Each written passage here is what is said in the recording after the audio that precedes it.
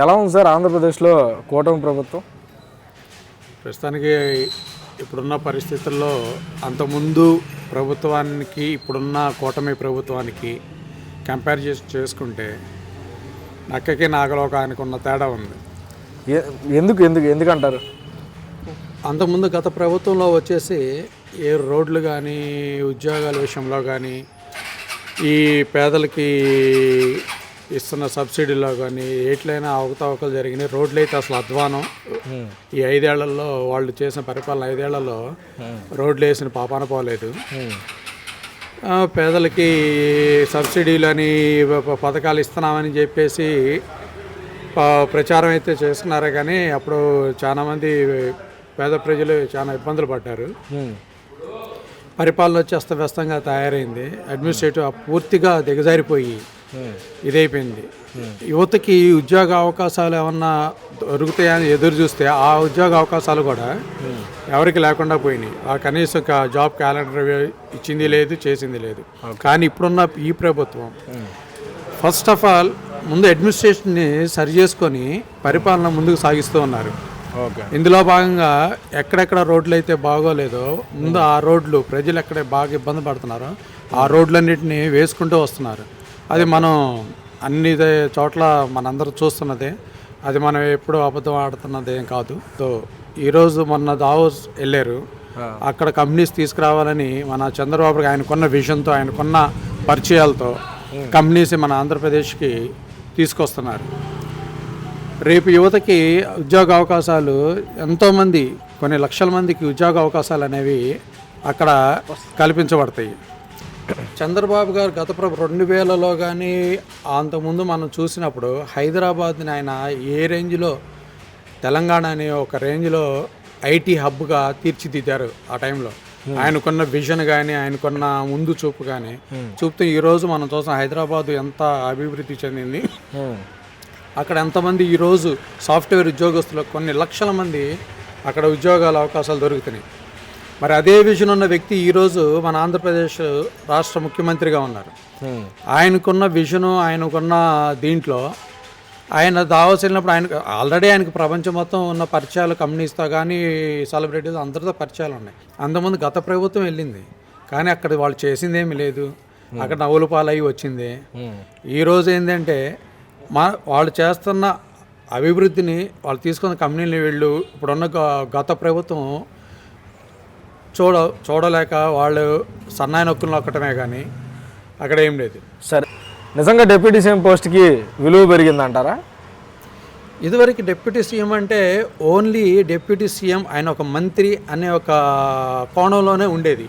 కానీ ఈరోజు పవన్ కళ్యాణ్ గారు డిప్యూటీ సీఎం అనగానే ఆయనకి ఆ డిప్యూటీ సీఎంకి ఏ పవర్ అయితే ఉంటుందో అంటే సీఎం తర్వాత సీఎం ఆయనే.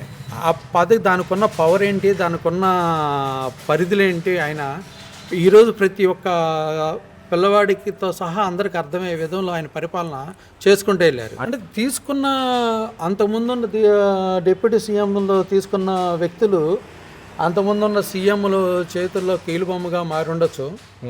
లేదంటే వాళ్ళ అధిష్టానం వాళ్ళు చెప్పిన దాని మీద వాళ్ళు పరిధులు దాటకుండా వాళ్ళ పరిధిలోనే వాళ్ళు ఉన్నారు. కానీ ఇక్కడ ఉన్న వ్యక్తి అట్లాంటి వ్యక్తి కాదు. ఎవరికైనా ఒక సమస్య ఉంది అంటే అది పదవి ఉందా లేదా అనే కోణంలో కూడా చూడ్డు. ఆయన ముందు ఆ సమస్యని తీర్చేసి వాళ్ళకి ఇచ్చేయాలి.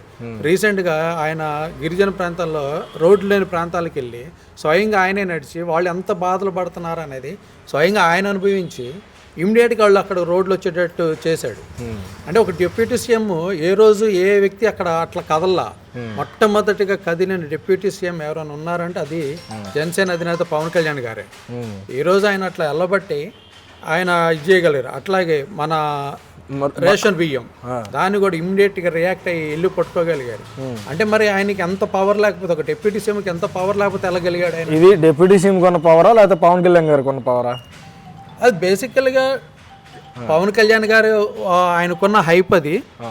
అట్లాగే వాళ్ళకున్న డిప్యూటీ సీఎంకి కూడా పవర్ ఉంది. ఆ పవర్ని కరెక్ట్ యూటిలైజేషన్ చేస్తున్న వ్యక్తి పవన్ కళ్యాణ్ గారు. ఓకే, మరి ఇప్పుడు డిప్యూటీ సీఎం నారా లోకేష్కి ఇవ్వాలని టీడీపీ శ్రేణులు డిమాండ్ చేస్తున్నారు. దాని మీద ఏమంటారు? శ్రేణులు డిమాండే కదండి. ఇవ్వాల్సింది చేయాల్సింది అది పవన్ కళ్యాణ్ గారికి అను చంద్రబాబు నాయుడు గారికి మధ్యలో ఉన్న వాళ్ళిద్దరి మధ్య ఉన్న సత్సంబంధాలు నడుస్తున్నాయి. కింద శ్రేణులే ఉంది, వాళ్ళ నాయకుడికి ఏదో ఒక డిప్యూటీ సీఎం కావాలని వాళ్ళ కోరిక వాళ్ళకు ఉంటుంది. కానీ రాష్ట్రానికి ఏం కావాలి, ఎవరి వల్ల ప్రయోజనం ఎక్కువ జరిగిద్ది ఏంటి అనేది చంద్రబాబు గారికి బాగా తెలుసు. అందుకనే పర్టికులర్గా పవన్ కళ్యాణ్ గారిని ఆ సీట్లో కూర్చోబెట్టి గ్రామీణ పంచాయతీరాజ్ ఆయనకి ఇవ్వడానికి కారణాలు కూడా అదే. గ్రామీణ ప్రాంతాల్లోకి వెళ్ళాలి, ప్రతి వసతులు ప్రతి సబ్సిడీలు కానీ పేదలకి చేరాలి అనే కోణంలోనే ఆయనకి ఇవ్వడానికి జరిగింది. మరి ఇప్పుడు రోడ్ల పరిస్థితులు సంక్రాంతి టైం కల్లా బాగైపోతాయి అన్నారు. కానీ వైసీపీ సోషల్ మీడియా వాళ్ళు మాత్రం ఇంకా బాగాలేని రోడ్లు చాలా ఉన్నాయని పోస్ట్ చేస్తున్నారు. మంచిదే కదా, ఇప్పుడు రోడ్లు వేసుకుంటే వెళ్తున్నారు. వీళ్ళు చేసిన ఆర్థిక వ్యవస్థ అస్తవ్యస్తం చేసి వెళ్ళారు. ₹1 మిగిల్చాల అప్పులు చేసి వెళ్ళారు. ఇమ్మీడియట్గా వచ్చేసి అన్నం తినేస్తామంటే బియ్యం ఉడకాలి కదా, వంట చేస్తే నాకు ఎవరైనా తినగలిగేది. అట్లాగే ప్రభుత్వంలో ఉన్న ఫైనాన్షియల్ ప్రాబ్లం చాలా ఉంది, వీళ్ళ దగ్గర చేసిన ప్రాబ్లమ్స్ చాలా ఉన్నాయి. ఇప్పుడు అవన్నీ సరి చేసుకుంటూ వెళ్ళి అంత క్రైసిస్లో కూడా ఇప్పుడు రోడ్లు అన్ని చోట్ల వెళ్తున్నాయి అంటే ఇంకా గతుకులు ఉన్నాయి, రోడ్లు వేయలేదు అంటే ఆల్రెడీ వేస్తున్నారనే కదా. అంటే వాళ్ళే చెప్తున్నారు, వైసీపీ వాళ్ళు చెప్తున్నారు. అట్లాంటప్పుడు అభివృద్ధి జరుగుతుందని వాళ్ళ మాటల్లోనే చెప్తున్నారు. ఇంక దాని గురించి పెద్దగా ఆలోచించాల్సిన అవసరం ఏముంది?